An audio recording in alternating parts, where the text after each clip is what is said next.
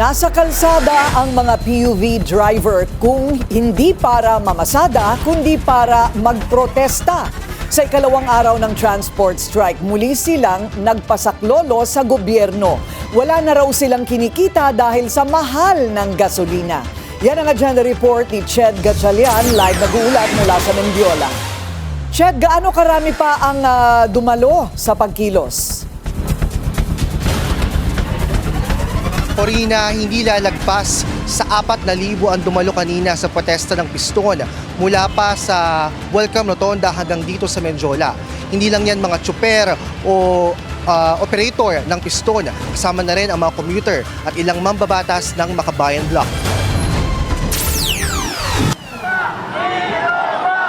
Walang balak promeno sa welga ang grupong piston at iba pang mga progresibong grupo hanggang dinggin ng Marcos Jr. administration ang kanilang mga panawagan. Welga ay tuloy-tuloy, tuloy-tuloy ito na ilulunsad natin hanggat hindi binabasura ni BBM yung Ultra-Regulation Law, hanggat hindi pinatanggal yung isa-isa at saka yung VAT, hanggat hindi niro-rollback sa halagang 55 pesos per liter ang presyo ng petrolyo. Bandang 1:00 ng hapon, nagtipon-tipon ng mga rallyista kasama mga tsuper at kabataan sa Welcome Rotonda. Kasabay ng pagmarsya nila ang ilang jeep na may placard na nakikisa rin sa welga. Ang tsuper na si Eduardo halos wala na raw kinikita dahil sa laki na naggastos niya sa gasolina. Sa kanyang ruta na Baclaran, Divisoria, bawas na rin daw ang mga namamasada. Malaki po ang epekto sapagkat sumerit na po ang presyo ng diesel, umabot na po na mahigit 100, masandaan. So ibig sabihin, ang kinakarga namin diesel, halos yung kinikita namin sa maghapon, nagiging pera namin, halos sa diesel lang napupunta. Wala na pong naiuwi sa aming pamilya. Present din sa protesta ang ilang miyembro ng Makabayan Block. Nanawagan si Kabataan Party List Representative Rene Co sa mga commuter na makiisa sa laban ng mga tsuper. Tuloy-tuloy at magtaas ang presyo ng langis. Wala ng mga tsuper na papasada, lugi na silang lahat. Ngayon po ang paraan at ang panahon para ipakita ang magkakaisa sa mga tsuper na ini-struggle na babaan ang presyo ng langis. Mula sa Rotonda, nagtungo ang mga grupo sa Mendiola para mas marinig umano ng palasyo ang kanilang mga hinaing. Handa raw sila makipag-usap kay PBBM kung papayagan.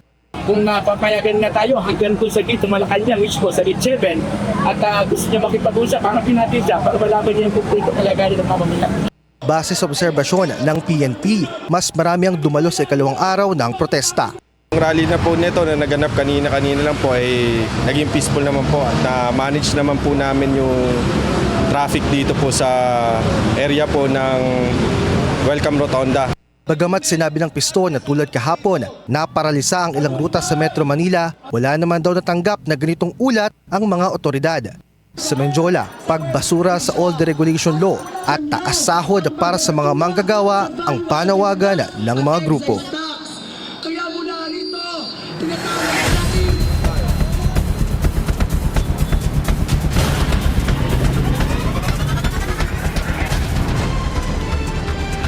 Corina, sabi kanina sa atin ng piston, maaaring magkaroon ng mas malawak na pagkilos ang transport sector, kasama na dyan ang mga TNVS driver at ilang tsuper. Yan ay pinag-uusapan na raw ng ilang mga grupo na nagpahayag na nais silang magpakita ng mas malaking puwersa. Corina? Ched, may pahayag na ba ang Malacanang tungkol sa protesta? Malinaw ba sa kanila ang mensahe o hinihingi ng mga grupo? Yes, Corina, kanina naglabas ng pahayag ang Malacanang kaugnay sa malawakang protesta ng piston. Ayon sa palasyo, ngayon ay panahon daw ng pagkakaisa at pagtutulungan. Batid naman daw ni Pangulong Bongbong Marcos ang hinaing ng publiko kaugnay ng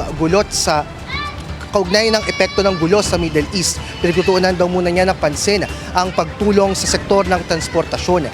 Hiling ng Malacanang sa lahat, pag-unawa at tiwala sa desisyon ng pamahalaan at sa pagsisikap nitong balansehin ang pagtulong nito sa mga commuter at mga tsuper. Corina? Maraming salamat, Ched Gatchalian, nag-uulat ng live mula sa Mendiola sa Maynila. Manatiling nakatutok sa Bilyonaryo News Channel. Sumubaybay sa aming social media accounts at mag-subscribe sa aming YouTube channel para sa mga bago at eksklusibong balita.